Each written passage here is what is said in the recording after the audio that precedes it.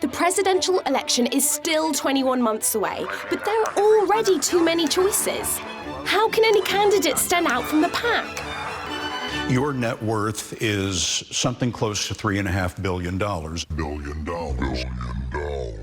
A real-life billionaire! Exactly what America needs. But it seems like everywhere you look. Billionaire has become a bad word. They keep saying that it's immoral for anybody to be a billionaire. Is being successful now the new villain? Oh no, if we don't do something quick, a billionaire might not charge us $8 for a somewhat tolerable coffee. They should be sending these 0.1% people birthday cards, thank you notes, candy.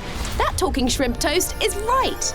So on a perfectly random street corner, I set up a crafting tent and dragged in some locals to share their Valentine's messages with America's real heroes, billionaires. They were told to be creative, romantic, but most of all, sincere. Billionaires. They should be illegal? But billionaires are humans too, right? Biologically, yeah. I mean, I'm not opposed to them. Okay. Well, no, you know what? I sort of am opposed to them. Nobody deserves to earn that much money. What? Earning that much money is an American right. The car, the mansion, the yacht, the smaller yacht, the exotic accountant. What are the super rich supposed to do with all that cash if they don't run for president? You can easily redistribute your massive amounts of wealth that you'll never spend in your lifetime to people who need it. You really hate billionaires. I mean, yeah. So you are discriminating against a minority. No. And this affluentophobe is not alone. 70% of the country is on board with making billionaires, get this, pay more taxes. But this lady gets it. Billionaires have done some amazing things in this country. They've donated a lot of money. They've brought a lot of jobs, been very innovative in changing what we do. Do you think they'd make good presidents? Definitely no. Yeah, I think you need some kind of experience in public office to run. Well, look at the situation we're in now. Trump basically bought himself into the White House. So I don't think billionaires should be in politics. Excuse me just 1 second. Chad! Chad's our fact checker. Trump being a billionaire has never been confirmed. Thanks, Chad. But I thought it's a government for the people, by the people, and... Corporations are people, my friend. So isn't running a corporation and a government the same thing? Great business people are terrible at running economies. Terrible? Yeah. But who should I believe? Billionaires or this Nobel Prize-winning economist who just happened to stop by our tent next to this local neighborhood coffee shop? Billionaires are super rich, aren't they? So they must be really successful. Well, sometimes they're just lucky. Sometimes they really are smart, but about something really teeny narrow.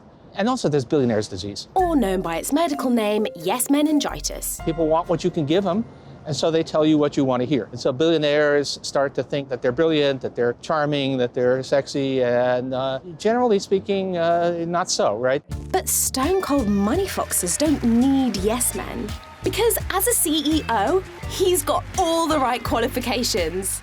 My business experience is not qualifications to run for president. Oh, okay. But he's got a detailed tax plan that does it all. I should be paying more taxes. Are you talking about you should pay 2% higher, 10% higher, 20% higher federal income tax? Poppy, I don't know what the number is. Ugh, okay, just please don't help Trump get reelected. You promise that you will not be a spoiler. Let's clarify this right now, right here, on national TV on CNN. Here it comes. How can you spoil a system that is already broken? You bloody idiot! It's not the right word. You know what? If you need help finding the right words, here are a few. Are you a beaver? 'Cause damn, you've barely thought any of this through. I heart you, but not as much as I heart your money. Build a hospital. And happy Valentine's Day. Step away from this self-aggrandizing attempt to insert yourself into national politics. Thank you next. Love, Amy. Hey, everyone. With all these big sexual harassment cases going public, men are getting concerned about how they can avoid being accused. Some have even stopped having solo meetings with women at all, which is great for women's careers. Thanks, guys. So, I have some business advice. Fellas, I'm a big comedy star / Hollywood executive, and I found that it's quite easy not to masturbate in front of my employees. In fact, it's one of the easiest things I don't do. Every day I wake up, get dressed, take the subway to work, and then don't masturbate in front of anyone. Next time you get the urge to masturbate, just ask yourself, am I in front of an employee or a colleague? And if the answer is yes, don't. Just don't. And also, while I have you here, men, I'm sorry to break this to you, but your dick is ugly. No one wants to see your dick in any context. Even the straightest, horniest woman who loves you the most is hoping you can get it inside her without her having to look at it. So definitely don't show it to strangers. Don't text pics of it to people, and don't whip it out at film festivals. Your dick is objectively the worst thing about you. If you want to send a lady a picture of something, try your nipple or a pinky toe or a favorite mole. Don't masturbate in front of people who haven't specifically asked you to. And even then, stop and ask yourself, what is our power dynamic? Is there a chance in hell that this person might only be agreeing to see my hideous dick out of fear for their career? If so, make a good business choice and keep your business in your pants. Good talk, guys. This has been important business advice from Samantha Bee. If the news is starting to feel like a bad movie, it's because thanks to Maria Butina, it is.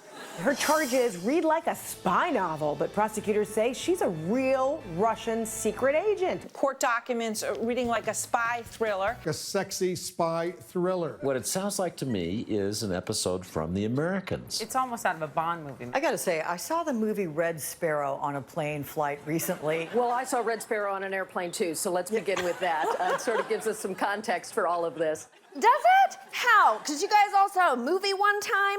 Those movies assume it's hard to be a sexy Russian spy and convince Americans to compromise themselves, but Maria Butina has now proven that it is extremely easy.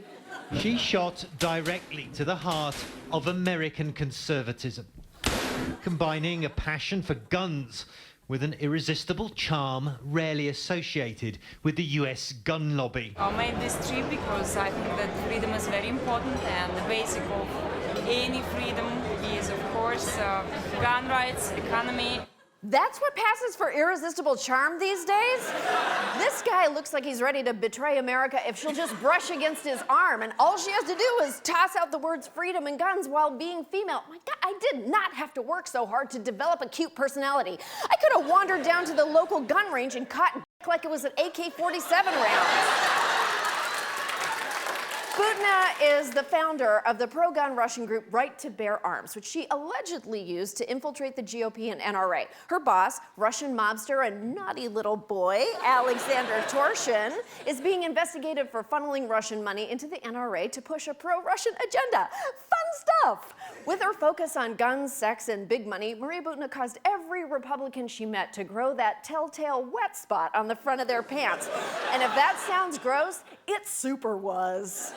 She began a romantic relationship with Paul Erickson, a South Dakota-based GOP operative who was 27 years her senior. The government alleges the relationship was a sham.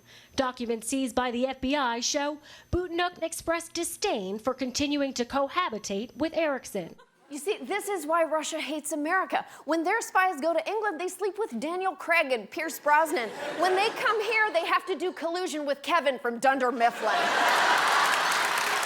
And yes, there probably was collusion. By fall 2014, she was trading emails with her lover, Erickson, about how to obtain long-term visas. By the summer of 2016, Butina had already become a fixture at exclusive NRA events, accompanied Torshin to the 2016 annual prayer breakfast, and worked with Torshin and Erickson to try to establish back-channel communications between candidate Donald Trump and Russian President Vladimir Putin. What a waste of time! There's no need for back-channel communications when they're doing front-channel communications. But who cares if Butina fancied herself a half-assed James Bond character? The scariest thing is that foreign interests are literally working with powerful conservative groups like the NRA, and it just got even easier. The IRS will no longer require certain organizations to hand over your personal information when you donate. Typically, when you donate to places like Goodwill, the NRA, or Planned Parenthood, they would give the government an itemized list of donations complete with information like your name and address. Now that rule is gone. U.S. Treasury Secretary Steve Mnuchin said this will help better protect private taxpayer information. Instead of playing spy, now Butina and her oligarch cronies can just give illegal contributions to the NRA, and even the IRS won't know. Butina's arrest and this rule change happening on the same day is a coincidence. In fact, I'm sure when she heard about it from prison, she was like, wait, I did not even have to sleep with this f***ing jabroni? Joke's on you, lady. You hit that. But the fact that Butina and a shady Russian criminal chose to infiltrate the NRA probably isn't a coincidence. The new IRS rules specifically apply to nonprofits whose purpose is to promote, quote, social welfare. And any of these organizations can spend up to 49% of their money on political causes and don't have to tell anyone where it came from.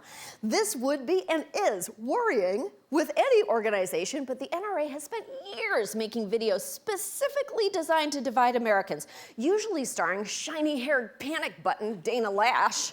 They use their media to assassinate real news. They use their schools to teach children that their president is another Hitler, all to make them march, make them protest, to smash windows, burn cars. We've had enough of the lies, the sanctimony, the arrogance. So to every line member of the media, to the late-night hosts who think their opinions are the only opinions that matter, your time is running out. The clock starts now. Damn! Dana Lash makes a bunch of people in pussy hats sound like Vietnam. You know, I never thought I'd say this to another woman, but maybe calm down and smile more. Dana and the NRA are so eager to call out the scourge of American liberalism, but they've been completely silent about their involvement with Maria Butina and Alexander Torshin. That's weird. Love to get their thoughts on that. No, you know what? I should talk to them in a way that they understand. NRA, you go on your little screen with your scary shark eyes to tell people to make out with their guns or whatever. You make a narrative out of false context and fearmonger your followers into thinking they're in a civil war. You use words like freedom, liberty, late night hosts, Hitler. You have no chill. Then you're caught associating yourself with one Russian agent and you just disappear? What gives? I dare you to make a comment. I challenge you to tell me how it's American for the NRA to take money from foreign agents who want to see our democracy burn. And also, Dana, I dare you to get bangs. Change it up. You do want to be a star, right? You're the NRA's spokesperson, so start spoking. Your time is running out. The clock starts now. Your move. Orange, you glad I didn't say banana? Dolly Parton recently did an interview with Billboard magazine where she gave her unequivocal support to recent protests, saying, of course Black Lives Matter. Do we think our little white asses are the only ones that matter? No. Oh, Dolly Parton rules. Seriously, I will always love Dolly. Sometimes I listen to Dolly all day from 9 to 5. I even stalk her. Every time she sees me, she says, oh, here you come again. I can do this all day. Who would kick ass and take names in any situation? Dolly would.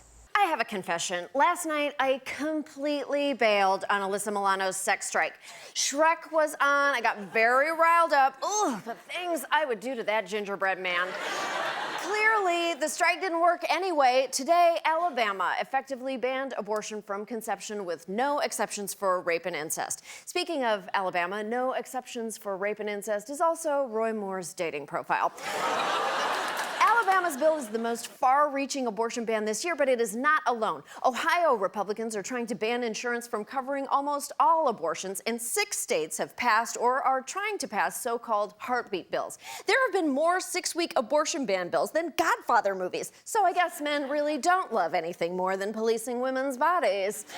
The one thing all these bills have in common is that the people writing them have no idea how the internal reproductive system works. That's why I'm going to do something that should have been done decades ago. I'm going to teach sex ed to senators.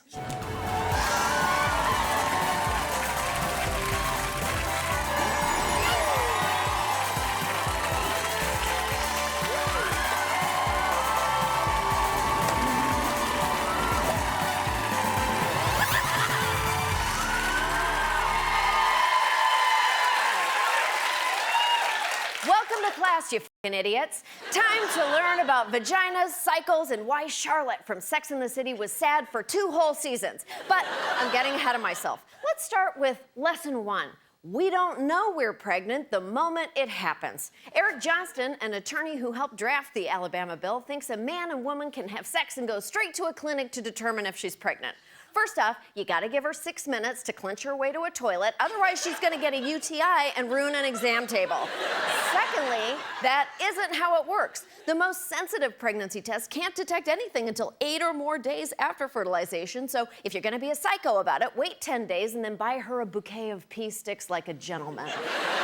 It's still hard to know if you're pregnant at 6 weeks. You might have no symptoms, or if you do, there's symptoms like fatigue or bloating and gas. On the other hand, it does explain P.F. Chang's new motto, maybe it's not us, maybe you're pregnant. Our next lesson goes out to Ohio Rep. John Becker, who hates logic as much as he hates women. This shaved ferret sponsored a bill that bans insurance from covering abortions, but allows insurance to cover a procedure that doesn't exist, reimplanting ectopic pregnancies. Part of that treatment would be removing the embryo from the fallopian tube and then reinserting it in the uterus. So that's defined as not an abortion under this bill. Class is in session, dummies. You can't reimplant an ectopic pregnancy, you old tragic Kenneth from 30 Rock. Becker's ignorance is going to kill people. Ectopic pregnancies are almost never viable. They are very dangerous and they can't be treated via close-up magic. An ectopic pregnancy happens outside the uterus, most likely in one of the fallopian tubes, but occasionally in other places such as the ovary, abdominal cavity, or cervix. These bills aren't just legislating abortions. According to the Georgia law, if a woman has a miscarriage, she could be investigated to determine whether she received an abortion. What the people who wrote this law clearly don't understand is miscarriage is incredibly common. About 10 to 20% of known pregnancies end in miscarriage. Pregnancy loss can be devastating. Imagine if people were also forced to go through an unnecessary investigation. To put it in perspective for you male senators, it would be like if cops showed up every time you miracle whipped into your wife's good towels and accused you of genocide, except different because you never wanted to bring your shame tadpoles to term. Now, here's the lesson every single legislator should learn before writing abortion laws. What even is an abortion? Even politicians on the left don't seem to know the answer. Do you believe that a woman should be able to terminate a pregnancy up until the moment of birth? Look, I think that happens very, very rarely, and I think this is being made into a political issue. Okay? So I think it's rare. It's being made into a political issue. It isn't rare. It is non-existent. You can't have an abortion at the moment of birth. Uncle Mothballs here isn't the only one getting it wrong. Beto O'Rourke also whiffed for one. You guys really, really need to get your facts straight, because when you don't, the right takes that ball and runs with it all the way to hell. The baby is born. The mother meets with the doctor. They take care of the baby. They wrap the baby beautifully. And then the doctor and the mother determine whether or not they will execute the baby. I don't think so. No, they don't. That would be homicide. Look, there are plenty of crazy positions on the left. For example, I believe the term manatee is too gendered. But no one is advocating for legalizing baby murder. Birth control and morning after pills also aren't abortions, but they're being regulated like they are anyway. In Ohio, meanwhile, Republicans are proposing a bill to prohibit private insurance companies from covering abortions, but could also limit access to birth control. When you get into contraceptives and abortifacients, that's clearly not my area of expertise. But I suppose if it were true that what we typically know as the pill would be classified as an abortifacient, then I would imagine the drug manufacturers would reformulate it so it's no longer an abortifacient and strictly a contraceptive. Here's what John Becker should have said. That's clearly not my area of expertise. Stop there! Stop right there! Birth Menstrual pills contain hormones that prevent a person from ovulating. The morning after pill works similarly and can also prevent fertilization and implantation. Neither of them cause abortions. Banning them sure does, though. Look, I have to wrap up because I gotta go teach gym for senators. Look. These laws are designed to oppress and control and ultimately overturn Roe v. Wade. And if they succeed, they will directly result in death and poverty for women and other vulnerable people. But it is especially f***ed up that the people doing the regulating wouldn't recognize a vulva if it bit them in the face. Oh, yes, I forgot to tell you this one thing. They all bite. Aw, thanks for watching. If you'd like to hear more from Full Frontal, hit subscribe and visit our page for more videos. Or if you'd like to be radicalized, leave YouTube on autoplay.